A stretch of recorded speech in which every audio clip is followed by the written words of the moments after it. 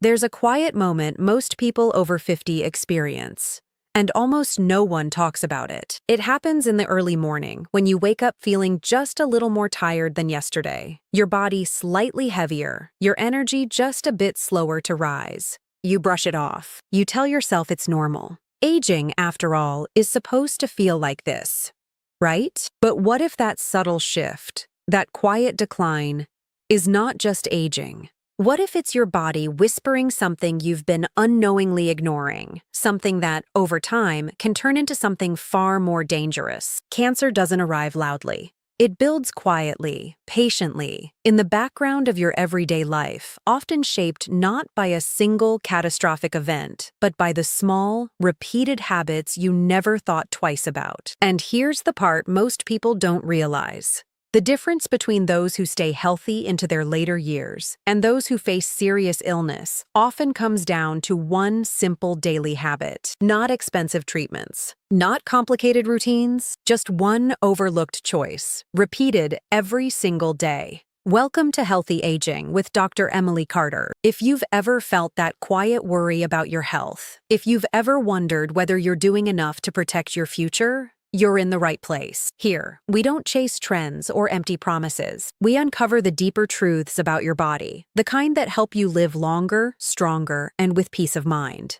If that's something you care about, consider subscribing. Not for me, but for the version of you that still has many healthy years ahead, if you make the right choices today. Now let me ask you something, and I want you to answer it honestly, not out loud, but within yourself. How many of your daily habits are actually protecting your body, and how many are quietly working against it? Because most people don't get sick overnight. They drift into illness, one small decision at a time. Skipping a walk because you feel a little tired. Choosing convenience over nourishment. Ignoring the signals your body sends because they seem too minor to matter. And over time, those small decisions compound. Your body is like a garden. Every day, you either nurture it or you allow weeds to grow. And cancer, in many ways, is the result of a garden left unattended for too long.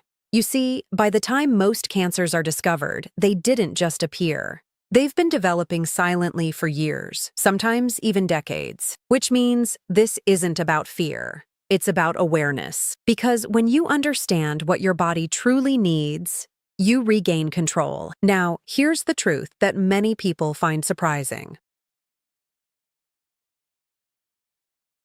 The most powerful daily habit for reducing your cancer risk after 50 is not found in a pill bottle. It's not a miracle supplement. It's not a complicated diet. It's movement. Simple, consistent, intentional movement. Not extreme workouts, not exhausting routines, just daily physical activity, done in a way your body understands and responds to. And I know what you might be thinking right now. Is it really that simple? Yes and no. Because while the habit itself is simple, the reason most people don't do it consistently is deeply psychological. You see, as we age, something subtle begins to change. You don't just lose physical strength, you begin to lose the desire to move. Your body feels stiffer, so you move less. You move less, so your body becomes weaker. And the cycle continues, quietly, day after day, until one day, movement feels like effort, and effort feels like something to avoid. But here's what's happening beneath the surface. Every time you choose not to move, your body slows down critical internal processes that protect you from disease. Your circulation becomes less efficient. Your immune system weakens. Your cells lose their ability to repair damage effectively. And over time, this creates an internal environment where abnormal cells, like cancer cells, can grow more easily. Movement, on the other hand, does something remarkable. It acts like a signal to your body. A message that says, stay alive, stay strong, stay alert. Masyaalay inashai. When you move your body regularly, your blood carries more oxygen to your cells. Your immune system becomes more active, more vigilant. Inflammation, one of the biggest drivers of cancer, begins to decrease. It's almost as if your body wakes up every single time you move. But here's where it gets even more important. It's not about intensity. In fact, one of the biggest mistakes people make after 50 is thinking they need to push themselves too hard, or not at all. So they do nothing, because starting feels overwhelming. But your body doesn't need perfection. It needs consistency, a simple walk, gentle stretching, light strength movements, done daily, with intention. That's enough to begin changing your internal environment. That's enough to start shifting your body from a state of decline to a state of repair. Think about it like this. If you left a car unused for months, what would happen? The engine stiffens, the battery weakens. Parts begin to fail, not because the car is old, but because it's not being used. Your body works the same way. It's designed for movement. And when you stop moving, it begins to shut down systems you didn't even realize were keeping you healthy. Now I want you to picture something. There are two people, both over 50. One wakes up, feels a little tired, and decides to rest. Again. The other feels the same fatigue, but chooses to take a short walk anyway. Just 15 minutes, nothing dramatic. But that one decision, repeated every day, begins to create two completely different futures. One slowly declines, wondering why their energy keeps fading. The other gradually feels stronger, more alive, more in control of their health. And years later, the difference between them becomes undeniable. Not because one was lucky, but because one made a simple choice, consistently. Now here's something most people overlook. Movement doesn't just protect your body, it protects your mind. Because when you move, you send a powerful psychological message to yourself. I am still capable. And that belief, that quiet confidence, changes everything. It influences your diet, your sleep, your overall attitude toward health. It turns passive aging into active living. But without it, you begin to feel like your body is something that's happening to you, instead of something you can guide. And that's where fear starts to grow. Fear of illness, fear of weakness, fear of losing control. But the truth is, you have more control than you've been led to believe. Not through extreme changes, but through small, daily actions that align with how your body was designed to function. Now, let me share something I've seen over and over again. Patients who come in later stages of illness often say the same thing. I didn't think it was a big deal at the time. They ignored fatigue. They dismissed stiffness. They underestimated the power of daily habits. Not because they didn't care, but because no one showed them how much those small things truly matter. And that's why this conversation is so important. Because what you do today, even something as simple as a short walk, is not just about today. It's about protecting the version of you that exists 5, 10, even 20 years from now. The version of you that still wants to feel strong, still wants to enjoy life, still wants to wake up without that quiet fear in the back of your mind. And the most powerful part? It starts with something so simple. You can begin today, right where you are. No equipment, no complicated plan, just a decision to move, even when you don't feel like it. Especially when you don't feel like it, because that's the moment your body needs it the most. And this is where everything changes. Not with intensity, not with pressure, but with understanding. Because once you truly understand how to move your body after 50, it stops feeling like effort and starts feeling like protection. Most people believe movement is something you fit into your day. But your body doesn't see it that way. Your body sees movement as a signal, a daily instruction that tells it how to behave, whether to repair or slowly decline. And the most powerful part of this habit is not just that you move, but when and how you do it. There is a window, a quiet opportunity in your day that most people completely miss. The first hour after you wake up. This is when your body is transitioning from rest to activity, when your systems are recalibrating, when your hormones are setting the tone for the entire day ahead. And what you do in this window matters more than you think. If you remain still, scrolling, sitting, delaying movement, Your body interprets that as a signal to conserve energy, to stay in a low-activity state. But when you move, even gently, you activate circulation. You stimulate your metabolism. You send a message to your immune system to become more alert. It's like turning on the lights inside your body. Now imagine starting your day like that, every single day. Not with exhaustion, but with activation. This doesn't mean intense exercise. In fact, forcing your body into high stress early in the morning can sometimes do more harm than good, especially if your system is already under strain. What your body needs is gentle awakening, a slow walk, even inside your home. Light stretching, reaching, bending, loosening joints that have been still for hours. Deep breathing as you move, allowing oxygen to flow fully into your system. 5 minutes becomes 10, 10 becomes 15, and suddenly, something shifts. Your stiffness begins to ease. Your mind becomes clearer. Your energy quietly rises. This is not just physical, it's neurological. You're retraining your brain to associate movement with feeling better, not feeling drained. And that's the key most people miss. Because when movement feels like punishment,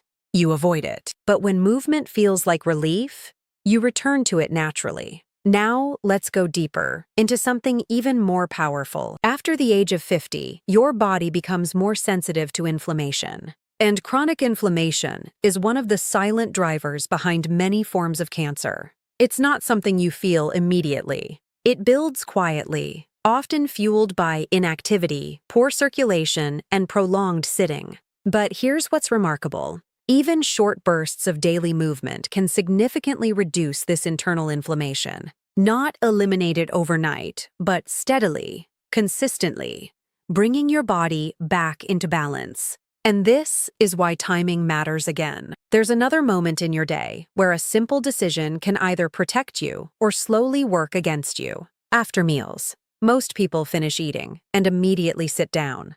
They rest, they relax, they remain still. But inside the body, something very different is happening.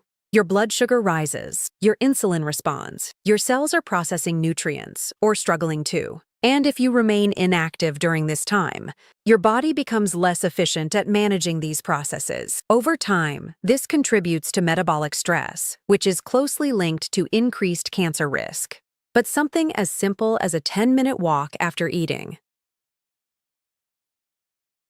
can dramatically change this response. It helps your muscles absorb glucose more effectively. It reduces spikes in blood sugar. It supports healthier insulin function. In other words, it helps your body process food in a way that protects you instead of harming you. Think about how simple that is. Not a strict diet, not deprivation, just movement at the right time.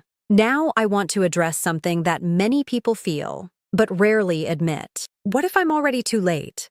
What if my body has already started declining? If that thought has ever crossed your mind, listen carefully. Your body is not as fragile as you think. It's adaptive. Even after years of inactivity, even after decades of small neglect, it still responds, remarkably, to change. I've seen people in their 60s, 70s, even beyond, begin moving again. And within weeks, their energy shifts. Their posture improves, their sleep deepens, their sense of control returns, not because they reversed time, but because they reactivated systems that were simply waiting to be used again. Your body is not asking for perfection. It's asking for participation. Now, here's another truth that may surprise you. Strength matters just as much as movement, because as you age, you don't just lose endurance, you lose muscle. And muscle is not just about appearance. It's one of your body's greatest protective systems. It helps regulate blood sugar. It supports hormone balance. It plays a direct role in reducing inflammation. And when muscle mass declines,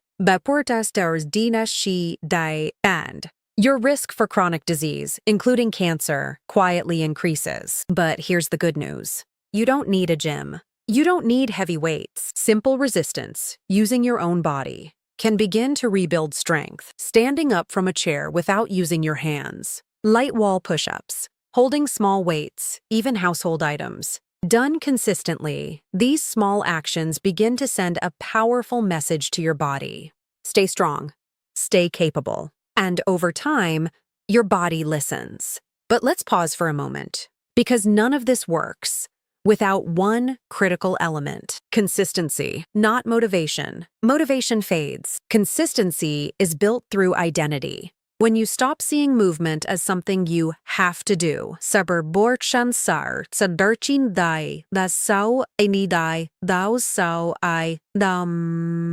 start seeing it as something that is simply part of who you are, everything becomes easier. You don't negotiate with it. You don't postpone it. You live it. Like brushing your teeth or drinking water. And this is where the psychological shift happens.